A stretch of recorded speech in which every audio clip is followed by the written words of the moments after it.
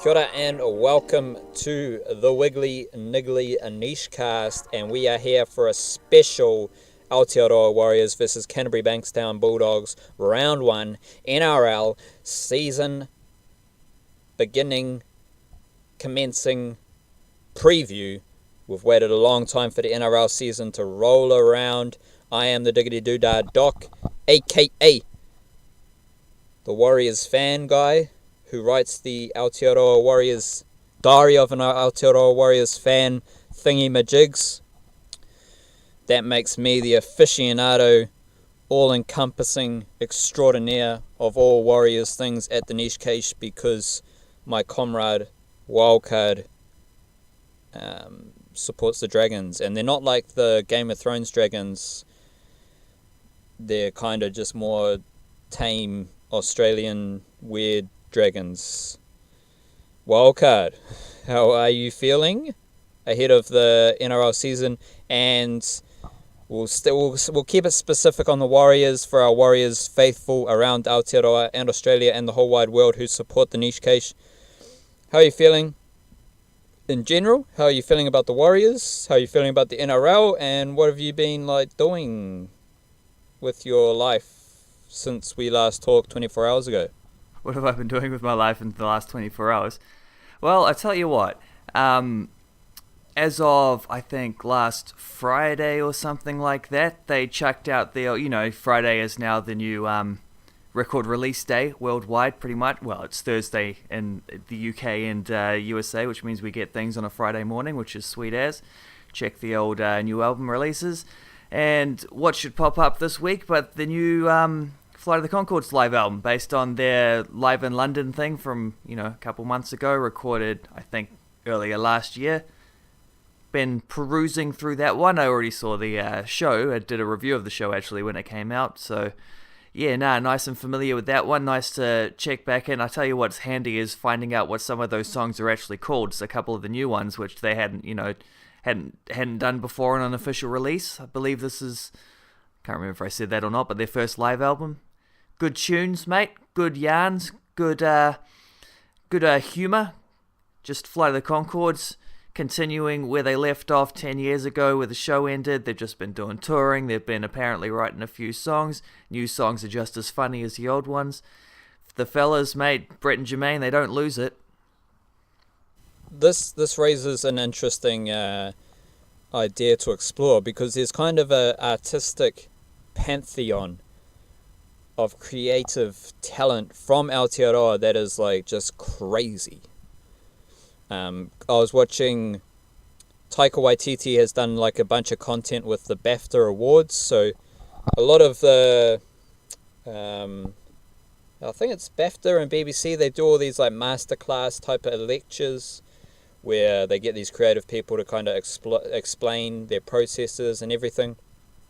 So absorbing that wisdom from Taika Waititi was amazing. But that's when you've got Taika Waititi, world-renowned director and creative genius. Then you've got Fly the Conchords, internationally renowned. You've got artists like Fat Freddy's Drop, Catch a Fire, Aldous Harding. You're chucking that category. Marlon Williams. Marlon Williams, even someone like Lord. For sure. You've got these people who are existing in a truly world-class creative sphere. And there's probably a few people we don't even know about in artistic pursuits that we don't really follow. There's a group of Kiwis who are, for me, to get even a bit more general and a bit more vague and broad, the old school New Zealand doesn't really put these people on a pedestal. But for us, for me, they are the New Zealand legends. They are the modern New Zealand legends. They are the people who should be viewed as the leaders of this new New Zealand kind of revolution that we are working towards. And they just are legend status. They are idols for me as a Kiwi, and I think it's our job as Niche Case people to put them up on that pedestal. because they've got so much to inspire young Kiwis with. Yeah, I watched a film the other day. You've just reminded me, and I wish I could remember more about it. But more about the actual behind the scenes details. But I don't have internet where I'm sitting. Film called Leave No Trace, which was about a sort of ex-army vet type fella and his sort of young teenage daughter. They were living just off the grid because this dude just decided he couldn't function in society. It's quite a very poignant and kind of beautiful film. And the lead actress playing the daughter in the film is this up and coming Kiwi actress, and I hadn't heard of her before. I don't believe she was on Shortland Street or anything like that, with a bit of a existing profile, just sort of out of the blue knocking out this bloody stunning indie drama over in the States. And yeah, I can't remember anyone's name because I only watched it the other day and I don't have the internet on me, and it's not exactly like a big old blockbuster. But yeah, Leave No Trace if anyone's interested in a sharp, glowing experience of the human condition, which also happens to star a aspiring Kiwi actress. Can't offer much more than that because forgotten, but. Beautiful. Yeah, no. Beautiful insight there from the I always like to let people fill in the blanks. Chuck it in the show notes, mate. Chuck it in the show notes. Yeah, for sure. Rightio. We'll crack into... just for our listeners, appreciate that level of Kiwi creative talent, because we... Not only are we, pound for pound, kg for kg, the best sporting nation in the world. When you think about it, given our population size, what we churn out on the world stage, sporting-wise, is the best in the world, hands down. Creatively and artistically, it's exactly the same. So, enjoy it, appreciate it, and celebrate it. Warriors versus Bulldogs wildcard. We have our first team list. And from my perspective, fairly solid. There's a few big names missing, most notably Isaac Luke. Adam Kieran is in the halves. Other than that, Isaiah Papali'i is out absent as well. Other than that, it's kind of fairly reasonably stock standard. And this flows into my idea for an expectation or hope for the game, because it feels like a lot of the Australian pundits who clearly know absolutely nothing about the Warriors, everyone's predicting the Warriors to be in the bottom 8. Everyone's predicting the Warriors to be battling, struggling. Buzz Rothfield had them last. He had them last season as well. Yeah, so what do you know?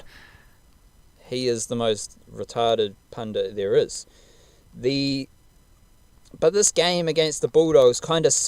For me, it sums up how I'm feeling about the Warriors, because I believe that they can perform well and win this game reasonably comfortably, but they will do so by just solid footy, solid team footy, based on their fitness, all the hard work they've done, based on their skill level. Those things that we saw last season, defensive nous and defensive intensity, hard running, skillful play, execution of their moves. All of that is going to be enhanced because they've had another pre-season summer training sessions to suss all that out and improve on that. Sure, the big names aren't there. There's no Sean Johnson, there's no Isaac Luke, but there is the prospect of the Warriors just playing a solid game of footy, putting up a solid win, and doing so in a wholesome, collective fashion, which I think Warriors fans will probably, hopefully, appreciate more. Because in the past, it's been the Warriors play footy, they're pretty shit, and then there's a moment of magic at the end, usually from Sean Johnson, that saves the day. What I think we're going to get with this new Warriors team is just a higher level of play consistently, and that leads into just solid games of footy which they win. And I'll throw up another idea which to me kind of encapsulates this little nugget even further.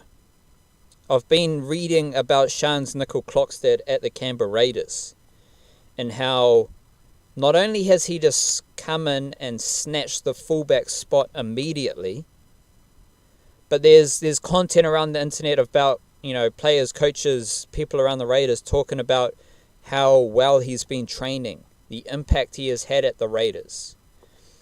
Nickel Clockstead only went to the Raiders like a month ago. He spent the bulk of the summer with the Warriors, training with the Warriors, training under Alex Corvo and all the other coaching staff. And for me, it's hard to say with any great certainty, but for me, this is a sign of the standards at the Warriors now and how they stack up against other clubs in the NRL. And I think that is going to be on display against the Bulldogs, who, man for man, these teams are fairly equal. But the Bulldogs do not have the foundation of culture, of work ethic, of everything that was established last season and over the past 18 months. For me, that just raises the what the Warriors can do. The level of what the Warriors can do is far higher round 1 of 2019 than what the Bulldogs can do. Yeah, I'm not too sure the Bulldogs are in for much of a season. I do happen to have a pretty significant bias against them as a Dragons fan, but not massively convinced they've got a whole lot to offer. So it's quite a good game for the Warriors to get underway with, because they're the kind of team that should, let the Warriors play their own game. And when the Warriors are able to play their own game, I expect they're going to be pretty competitive against most teams, really. It's just a matter of whether those top teams are able to limit what the Warriors do best and, plug up the middle of the field, don't let them get a roll on, all those sort of things. I'm surprised that more pundits don't seem to think that the Warriors are a top 8 side. Surprised, but also not surprised, because I think we all know very well when just your experts are all people who are, affiliated with one club or another. I mean, I love me some Mark Gasnier, but let's be honest, he's got he's got a little bit of a bias, and he's one of the better ones. So I mean, how do you expect others to function in a wider perspective of the NRL? I mean, yeah. The one thing with that though is I do see the point. I do see the point of why the Warriors might have a cap on the top of their season, sort of a limit to how far they can go. And I know you're more optimistic about this than I am, and you're also more deeper in the old the Warriors yarns than I am. So you're probably better place to say what's going on. But do you think they I don't know. I'll put it this way. Do you think they've got enough points in them to beat the top teams consistently, and make a good run over the course of the season, leading first of all just getting off to a good start, and then eventually you build on that and see where you can go in the playoffs. But where we are right now, do you think they got the points in them? With Isaac Luke, it obviously helps a whole lot more. Definitely. But a lot of their points last season came from set moves. And that was one of the trends of last season, was how the Warriors juggled pouncing on off the cuff footy, so offloads, and even from their offloads last season, they would offload and then they would flow into a kind of a planned move. So the offload comes, for example, and they shift out to the edges quickly. In essence, that is a planned set move, because you've reacted to the offload, but then it's not my instinct is to run the footy. No, when an offload comes, they have been trained to shift the footy to the edges after the offload. So whether it was that or whether it was just executing set moves, like there was some brilliant set moves with Tohu Harris last season, some brilliant set moves with Blake Green out on the left edge. And then there was also just like moments of eyes up footy where you just take an opportunity that presents itself. So the eyes up opportunity presenting itself footy that led to points primarily came from Sean Johnson and, you know, in patches from other players as well. But the basis of like optimism around their points comes from the fact that a lot of their points did come from set moves, and I think having another season or another summer in which Roger Tuivasa-Sheck and Blake Green can train together, and obviously now, like Adam Kieran had a full preseason as well, whether it was Chanel Harris-Tavita, he had a full preseason as well, Hayes Perham, he had a full preseason as well. So regardless of the combination, all those players had a full preseason together, which is, considering that Roger Tuivasa-Sheck is a Kiwi international, he was training with the Warriors all summer. So, like, I expect Roger Tuivasa, it's not necessarily about him going to a next level, it's about him perfecting the craft of playing fullback in this Warriors team and, you know, just rolling out a better clinical pair of hands, really. And I think that general upgrade of working together, setting up these set plays, their plans, how they want to play footy, and perfecting the style of footy that we saw last season. So, you know, Jazz Tavanga coming in at the ruck area, kind of nodding around the ruck, offloading, little weird steps.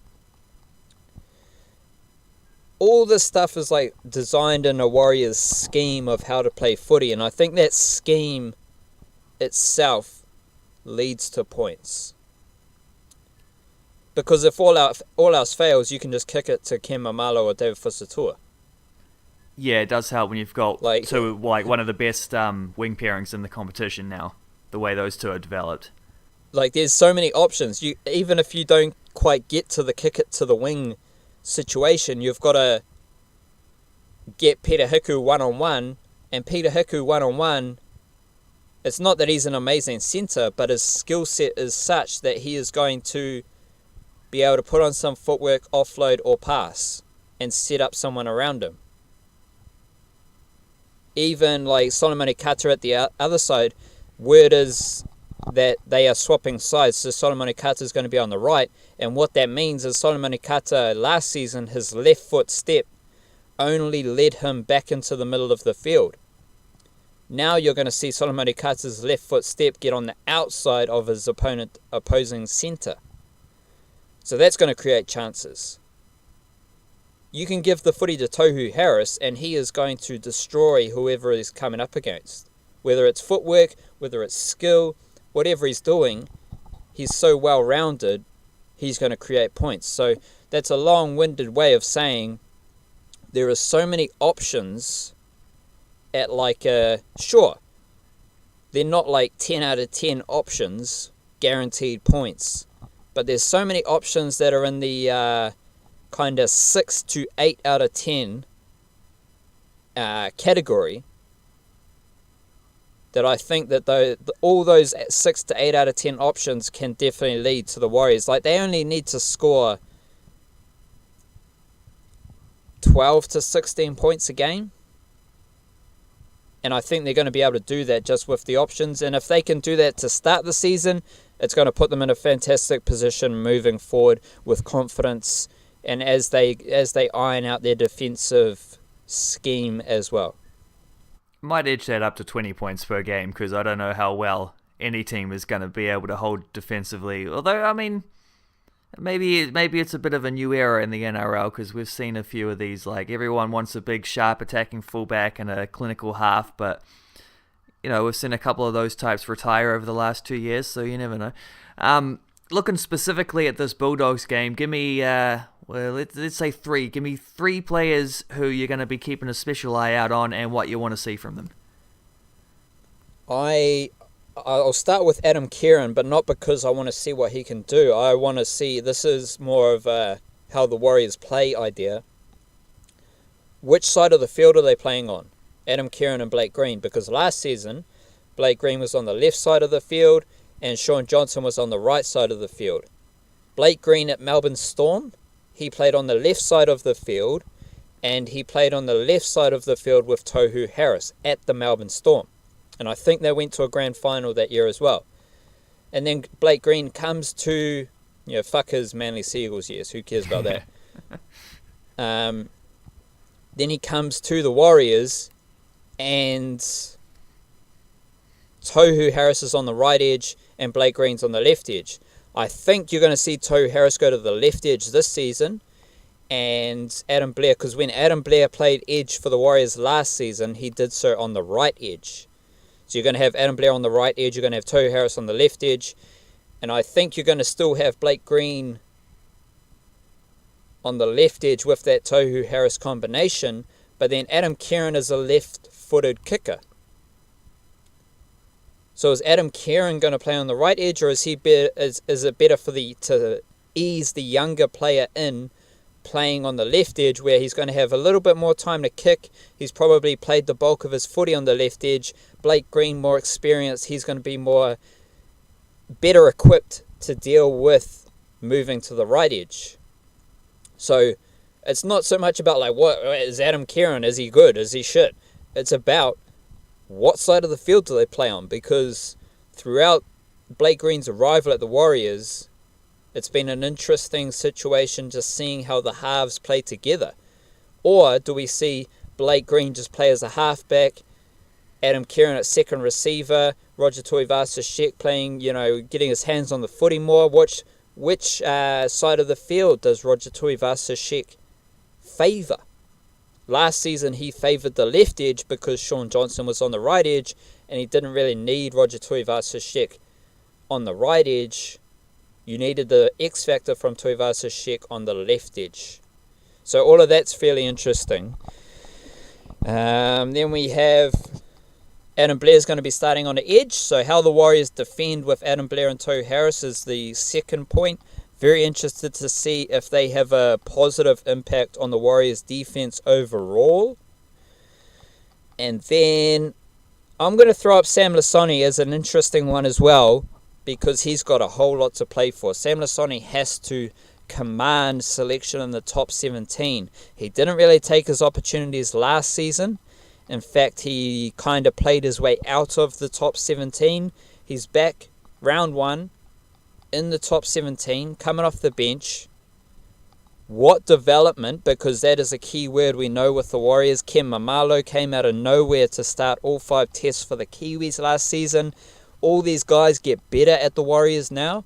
So what development is Sam Lasoni showing? Any thoughts on those, Wildcard? I think you've pretty well hit some nails on the head. I think that's pretty much those are the good yarns that people listen to the Niche Cash for here. I'm skeptical about Sam Lasoni. I'm not skeptical at all about Adam Blair, and I think from what I've seen of Adam Kieran, I think he'll do all right. I don't think he'll be spectacular in any way, but I think he can do a job. And with a young half, sometimes that's all you need is just give them strict instructions. In fact, young players in any position in any sport, really, as long as you either give them complete freedom or you give them quite simple tasks and say, this is all I need to see from you. I trust that you can do it. Go out there and do it. There is a little bit of sort of changeover from last season, but I think there's a lot more continuity, specifically with the old coaching side of things. So you would expect to continue to see developments from a lot of these young players, wouldn't you? And I mean, if they do that, because they didn't exactly have a splashy offseason in terms of signings, but I think they probably signed for need rather than for the flashy side of things. So you could argue they've just sneakily undercover improved across the board, and I guess there's only one way to find that out because, it was a promising season last year, but in the end they got knocked out in the first round of the playoffs. So it's not like that was exactly the ideal season. They have to continue to improve if they want to be challenging for NRL titles, and yeah, we'll see how that goes. Do you know what their opening sort of like run of games looks like? I would have looked it up, but yeah, out of internet range.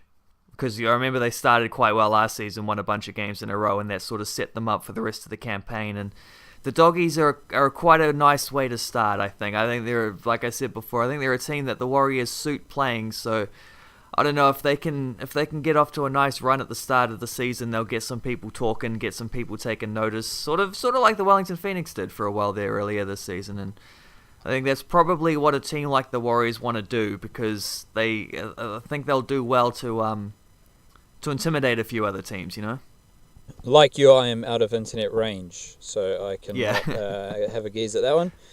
But either way, I don't think it matters. Because I think they need to get some difficult games under their belt early as well. Like, that is equally as important to me. Yeah, for sure. As beating up on a few of the weaker teams and kind of easing their way. Like, there's a benefit for both. There's a benefit to easing their way into the season, sussing out a few things without really truly being challenged. They can build confidence in their defense, build confidence in their attack. But there's also benefit in coming up against the really good teams and seeing what areas you need to improve on, because I think there's huge value in both, this is the point I'm making, but there's huge value in coming up against the good teams early in the season, because everyone's had a great preseason. Everyone's, done the boot camps. Everyone's training the house down in summer. Like, it's all the same bullshit until you get on the field and you come up against the best teams and they show you that your training in the summer has been shit. And I think that's when I come full circle back to the Shans Nickel Clockstad idea, is I think, and this is the final idea, the mic drop, that I don't think anyone really wants to admit, because it goes 3,000% against the status quo. It goes so far against what we know. I think the Warriors training over the summer, the work they do is now a few levels above many other NRL clubs. And I think in a micro example, I'm not relying on this as my main argument, but in a micro example, you've seen that with Nickel Clockstad, and I think you're going to see it over the opening rounds for the Warriors as well. And everyone just thinks, the Warriors, they're shit at training. They don't, they just don't do the hard work and all that. Well, clearly last season that wasn't the case, because Alex Corvo himself is the best in the business. We saw Ken Mamalo make huge player development strides. Other players made huge player development strides as well. And I think my hypothesis is that in these opening rounds, you're going to see the Warriors expose other teams for how shit their summer training has been compared to the Warriors wildcard. And that's it. Unless you've got a final thought. Nah, mate, the mic's been dropped. I'm not going to pick it back up. I'll pick it up for you, because we've got to sign off from this Nichecast episode. The Warriors versus Bulldogs. We'll probably be back some stage next week to talk about Warriors. Touch base with the Warriors. We'll sort out our schedules and see what other episodes of the Nichecast will be coming at you soon. We got Black Caps. Their test series finished against Bangladesh. Oh, wait, there's another test. Holy shit. There's another test of that shit. We've got Plunkett Shield. Cricket happening as well. Wildcard is just being a celebrity on Radio Sport. That's it. Nichecast. Warriors versus Bulldogs. Kiwi NRL. It's back.